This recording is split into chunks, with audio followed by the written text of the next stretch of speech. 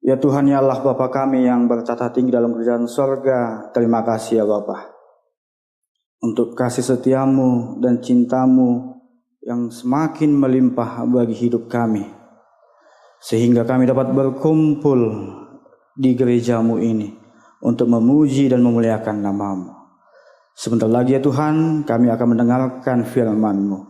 Berkatilah hati dan pikiran kami, agar firman yang kami dengarkan itu dapat tumbuh dan berakar dan dapat kami lakukan dalam kehidupan kami. Berbicaralah ya Tuhan, sebab kami telah siap untuk mendengarkan. Amin. Shalom.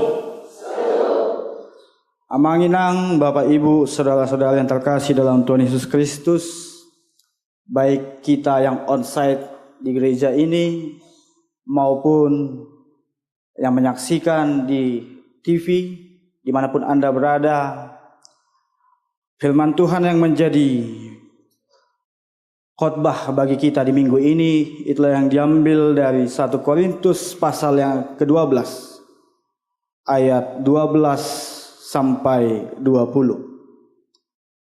1 Korintus pasal yang ke-12 ayat 12 sampai 20. Demikianlah firman Tuhan. Karena sama seperti tubuh itu satu dan anggotanya banyak, dan segala anggota itu sekalipun banyak merupakan satu tubuh, demikian pula Kristus. Sebab dalam satu roh kita semua, baik orang Yahudi maupun orang Yunani, baik budak maupun orang merdeka, telah dibaptis menjadi satu tubuh, dan kita semua diberi minum dari satu roh. Karena tubuh juga tidak terdiri dari satu anggota, tetapi atas banyak anggota. Andai kata kaki berkata, karena aku bukan tangan, aku tidak termasuk tubuh, jadi benarkah ia tidak termasuk tubuh? Dan andai kata telinga berkata, karena aku bukan mata, aku tidak termasuk tubuh, jadi benarkah ia tidak termasuk tubuh? Andai kata tubuh seluruhnya adalah mata, di manakah pendengaran? Andai kata seluruhnya adalah telinga, di manakah penciuman? Tetapi Allah telah memberikan kepada anggota masing-masing secara khusus suatu tempat pada tubuh seperti yang dikehendakinya. Andai kata semuanya adalah satu anggota, di manakah tubuh?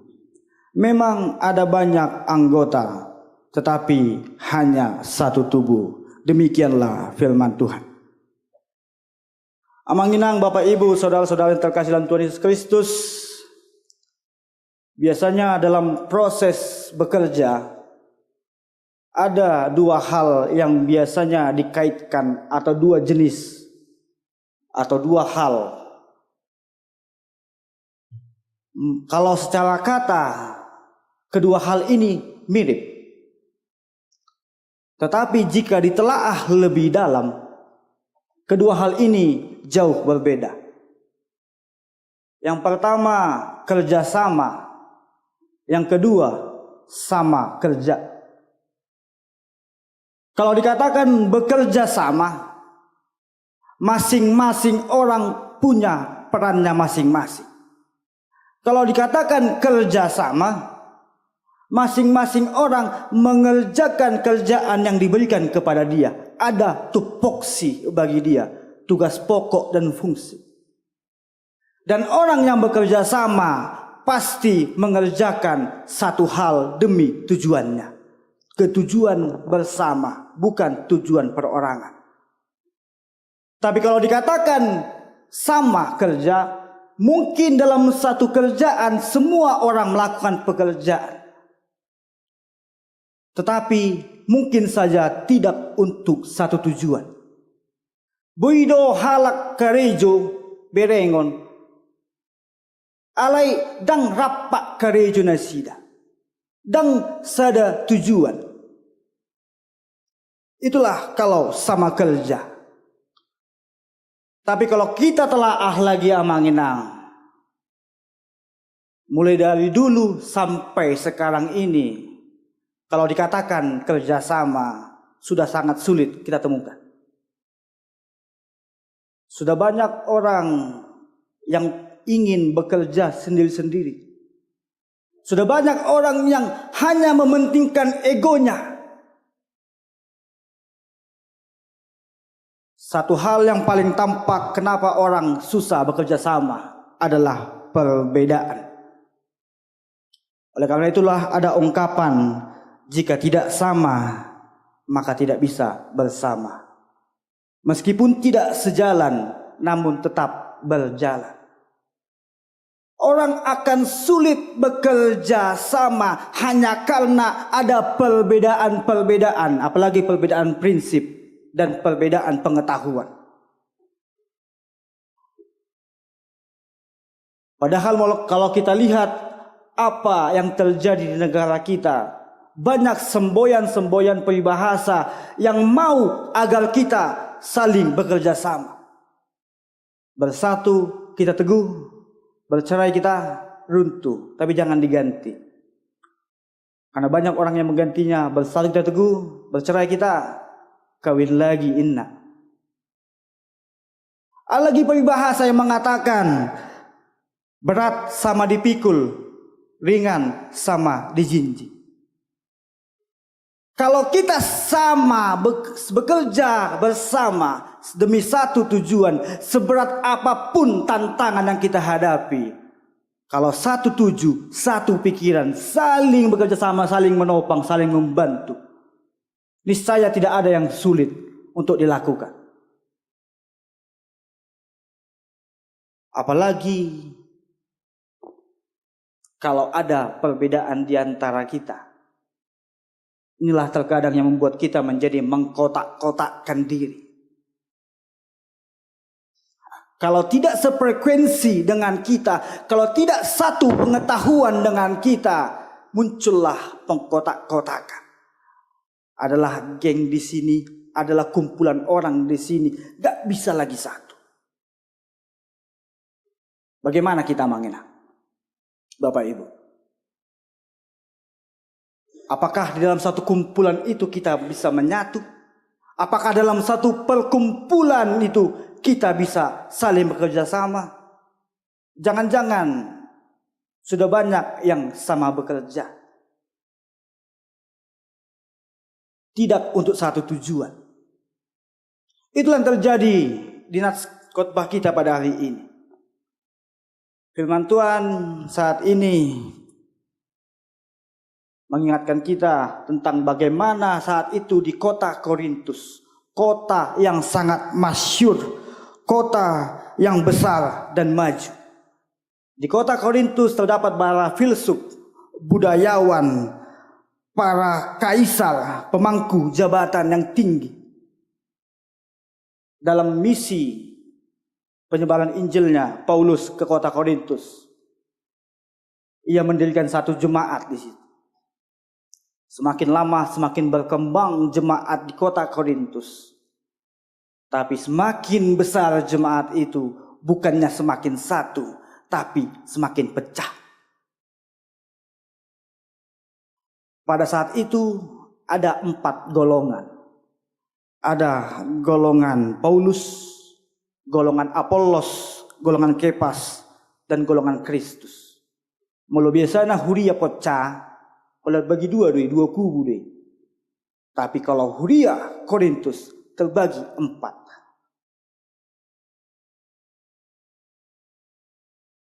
Apa yang menjadikan jemaat yang bisa besar tapi tiba-tiba pecah? Perbedaan. Ada bagi mereka sisi membanggakan siapa yang diidolakan. Kalau kita lihat denominasi gereja saat ini ada begitu banyak.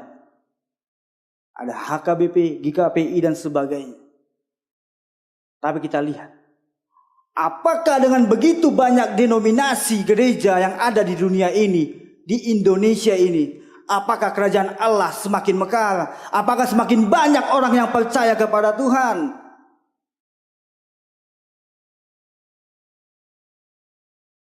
Jangan-jangan semakin banyak gereja, semakin banyak orang yang tidak ingin datang ke gereja. Banyak denominasi gereja saat ini bukan lagi menandakan dirinya sebagai tubuh Kristus, tetapi selalu menganggap kamilah yang paling benar, dogma kamilah yang paling benar, liturgi kamilah yang paling benar, gereja kalian sesat. Banyak seperti itu saat ini. Apa yang membuat perbedaan? Kalau kita perkecil lagi lingkupnya di tengah-tengah jemaat, di tengah-tengah huria, pasti banyak perbedaan. Di satu desa bisa ada 3 atau 4 gereja yang berdiri. Tapi lihatlah, apakah pada hari Minggu semuanya datang ke gereja? Apakah dengan banyaknya gereja semakin banyak orang yang percaya kepada Tuhan? Apakah kehidupan orang yang tinggal di desa itu bisa semakin baik? Apakah kepercayaan kepada Tuhan bisa semakin kokoh?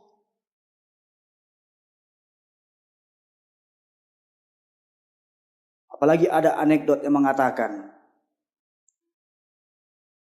kalau dulu bisa banyak gereja hingga kini, salah satu yang membuat adalah perpecahan di tengah-tengah gereja. Molo malbadai di sada gereja, madili ibana, di jauh donganna, dibuka do gereja. Itulah anekdot. Gereja tumbuh hanya karena perselisihan. Oleh karena itulah ada yang menjadi inti firman Tuhan bagi kita saat ini. Yang pertama adalah berbeda tapi tetap satu. Banyak anggota tapi satu tubuh. Satu tubuh tapi banyak anggota. Itulah yang dikatakan Paulus. Paulus menggambarkan bagaimana tubuh manusia itu banyak anggota-anggotanya, ada tangan, ada mata, ada telinga. Tapi lihatlah, apakah semua satu fungsi? Tidak. Semuanya memiliki fungsinya masing-masing. Mata tidak bisa cemburu kepada hidung. Karena apa? Mata tidak mengerjakan fungsi hidung. Banyak anggotanya, tapi ada masing-masing pekerjaannya. Demi apa? Demi kehidupan. Demikianlah kita. Mungkin dalam kehidupan kita banyak pekerjaan-pekerjaan yang kita lakukan. Ada bakat bagi kita. Ada karunia yang diberikan Tuhan kepada kita. Berbeda-beda. Tapi ingatlah, bukan perbedaan yang menjadikan kita menjadi tidak berteman dengan saudara kita. Bukan perbedaan yang menjadikan kita menjadi sombong atau minder karena keahlian kita ataupun yang ketidakahlian kita. Kalau kita lihat dalam dunia musik ada yang dinamakan harmoni. Kalau di punguan kor ada yang namanya sopran, alto, tenor, bass. Masing-masing sopran, alto, tenor, bass menyanyikan nyanyian yang berbeda, not yang berbeda. Tapi lihatlah, ketika dipadukan perbedaan itu bisa menghasilkan nada yang indah, bisa menghasilkan harmoni. Ada 6 notasi dalam tangga nada, do sampai si. Tapi kalau hanya do yang bunyi atau hanya la yang bunyi, ia tidak akan menghasilkan nada yang indah. Ia harus dibantu oleh nada-nada yang lain. Dalam musik pun ada yang dinamakan dinamika. Ada piano, forte, crescendo, decrescendo. Terkadang dalam hidup kita perlu dinamika. Ada tempo dan ketukan. agar tercipta yang dinamakan harmoni musik yang indah.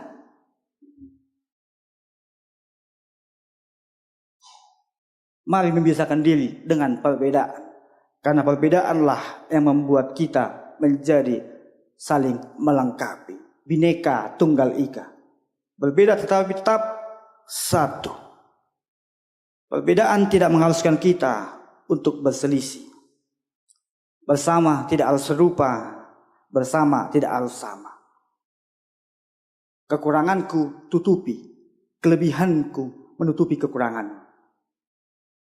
Ada karunia diberikan Tuhan kepadaku untuk mencapai tujuan yang bersama. Mari saling melengkapi. Jangan saling menjelek-jeleknya. Auduna Julo pada Joko Garijau. Opungku yang dulu mendirikan gereja ini. Kalau nggak ada kami, nggak juga berdiri gereja ini. Jangan ada seperti itu di tengah-tengah tubuh Kristus, di tengah-tengah jemaat. Amang dang buyau. Bereng mak tama SMP dua. Sona dong palpino tu aku. Dang buy songo ni. Masing-masing orang punya kelebihan dan kekurangannya masing-masing. Saling melengkapi. Itulah yang pertama. Yang kedua, semua anggota punya manfaat. Kalau kita mendaftar ke sebuah perusahaan, pertanyaan pertama yang ditanyakan pasti, siapa kau? Who am I? Siapakah aku? Pengenalan pertama pada diri kita, itulah yang utama. Banyak orang tidak mengenal siapa lagi dirinya, sehingga ia tidak tahu melakukan apa-apa dalam kehidupan. Coba kita tanya diri kita, apa yang bisa kulakukan? Apa yang bisa kubantu untuk menopang kerajaan Allah di dunia ini?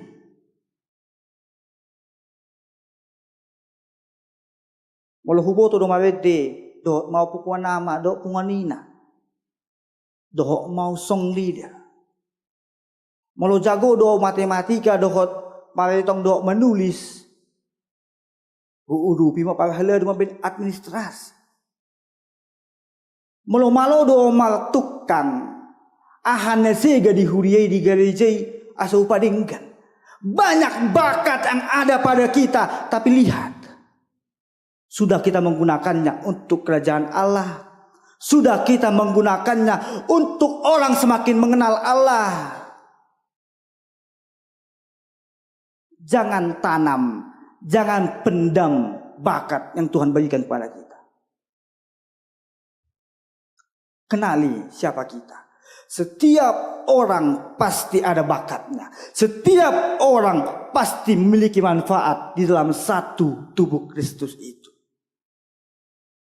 Alani unang pola suk pagodaku pangidua tatu rebata. Kalau kita berdoa jangan terlalu banyak meminta, tapi coba tanya. Ahado sakakmu Tuhan di bagas ngolukon. Apa yang kau hendaki Tuhan bagi hidupku? Apa yang bisa ku perbuat bagimu? Apa yang bisa kulakukan untukmu?